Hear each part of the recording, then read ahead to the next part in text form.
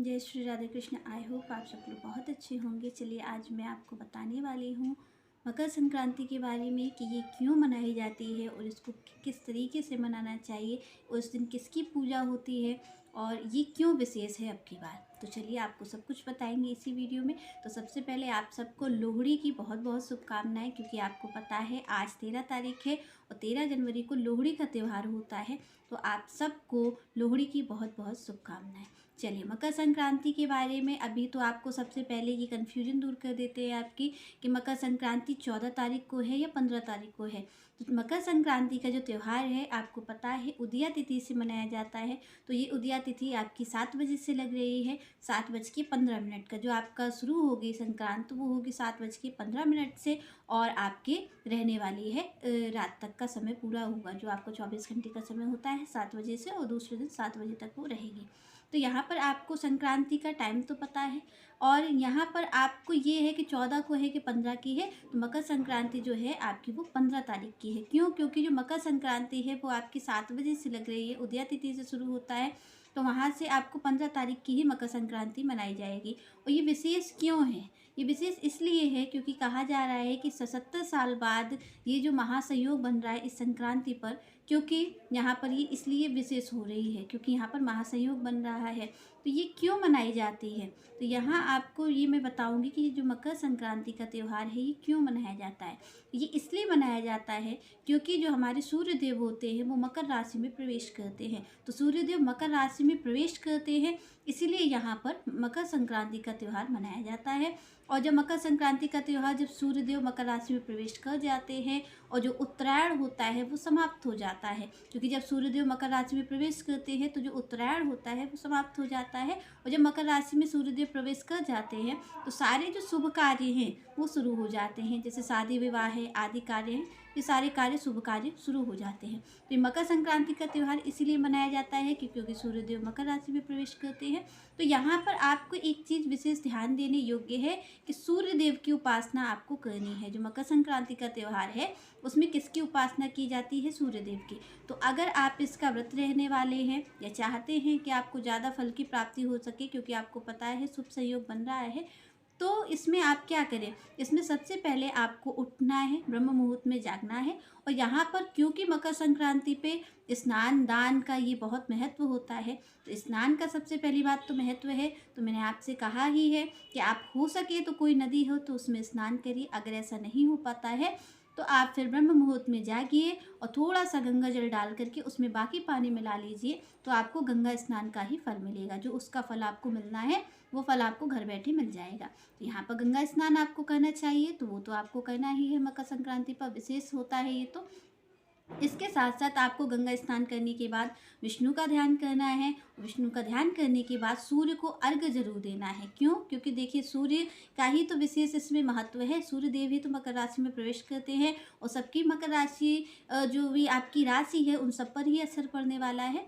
तो यहाँ पर आप इसको क्या करेंगे कि आप सूर्य को अर्घ्य देंगे। तो सूर्य को अर्घ्य देते वक्त मंत्रों का जाप करते रहिए। सूर्य देवाय नमः, भास्कराय नमः, तो इस तरीके से खगाय नमः, जो भी आपको मंत्र आता हो वो इस तरीके से 5-7 मंत्र जप करके सूर्य नारायण भगवान को जल दीजिए, सूर्य को अर्घ्य दीजिए।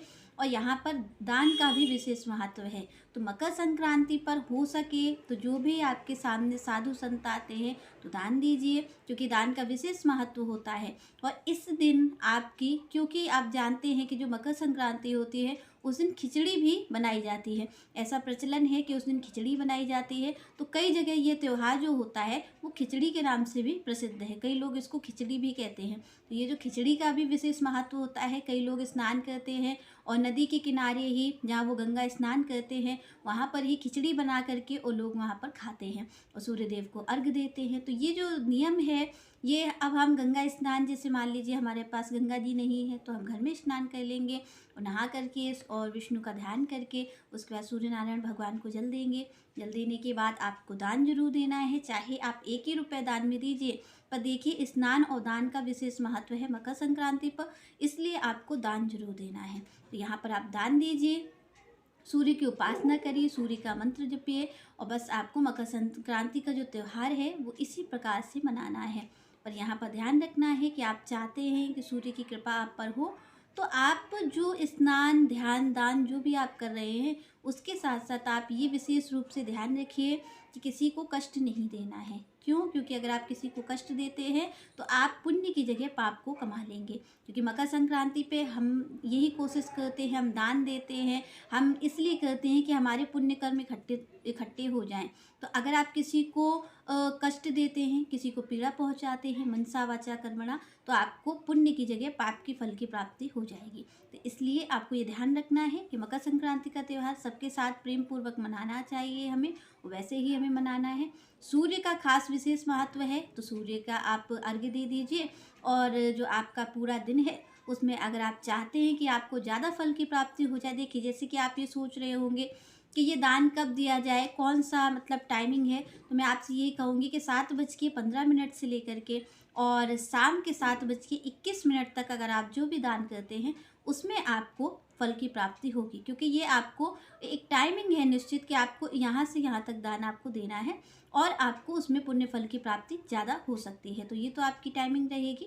इसके साथ साथ आपको किसी को कष्ट पहुंचाना नहीं है। और जो आपका विशेष तो आपके दान का महत्व है, तो दान जरूर दीजिएगा, चाहे 1 ही रुपये का दान हो, उसका दान करिए। और जितनी हो सके साधु संतों की सेवा हो सके आपके घर, अगर देखिए हो सके, क्योंकि त्यौहार है मकर संक्रांति का, तो हो सके तो किसी साधु संत को घर पर बुला करके भोजन करा दीजिए। क्योंकि देखिए दान का, भोजन का जो भी हम ये कराते हैं उससे हमें पुण्य फलों की प्राप्ति होती है और भगवान की कृपा भी हम पर होती है। तो इसमें आपको ध्यान रखना है कि अगर आपको कोई ब्राह्मण है, कोई साधु संत है आपके द्वार पे आ जाएं, तो कोशिश करिए कि सबसे पहले मकर संक्रांति का जो खिचड़ी आप बनाएं या जो भी आपके यहाँ प्रचलन हो, उसे सबसे पहले किसी साधु संत को खिलाएं। जो कि आपको त्यौहार की आप और हम शुरुआत कर रहे हैं, तो उसमें हमें संतों की कृपा और भगवान की कृपा दोनों मिलना ज़रूरी है। तो उनकी सेवा भी करिए और साथ के साथ संतों की भी सेवा करिए। तो भगवान की भी सेवा करिएगा, भगवान को भी आपके लड्डू गोपाल हों तो उन्हें ज़रूर आप गजक है और आपके संक्रांति पर खिचड़ी बनती है, तो गजक है, खिचड़ी है, मूंगफली है, इन चीज़ों का प्रचलन होता है क्योंकि इनको हम खाते हैं। इन्हीं चीज़ों को ज़्यादातर खाया जाता है। जैसे आपकी गजक है, लोग खिचड़ी बना लेते हैं।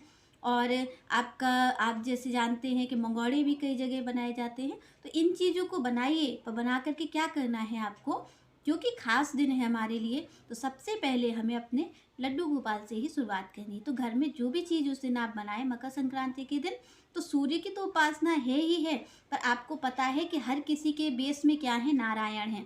तो हमें यहाँ पर लड्डू गोपाल का भी ध्यान रखना है। तो जो भी चीज़ आप बनाएं सबसे पहले लड्डू गोपाल को भोग लगाइएगा। भोग लगाने के बाद फिर कोई संत ब्राह्मण आपको दिख जाए तो उन्हें आप खिलाइएगा, अपने हाथों से संत सेवा करिएगा, दान दीजिएगा। उसके बाद फिर आप ग्रहण करिएगा। तो इन चीज़ों से अगर आप करते हैं, आप इस तरीके से करते हैं, तो निश्चित आपको ज़्यादा से ज़्यादा फल की प्राप्ति होगी। चलिए नेक्स्ट चर्चा हम नेक्स्ट वीडियो में करेंगे। तब तक के लिए जय श्री राधे, जय श्री कृष्ण।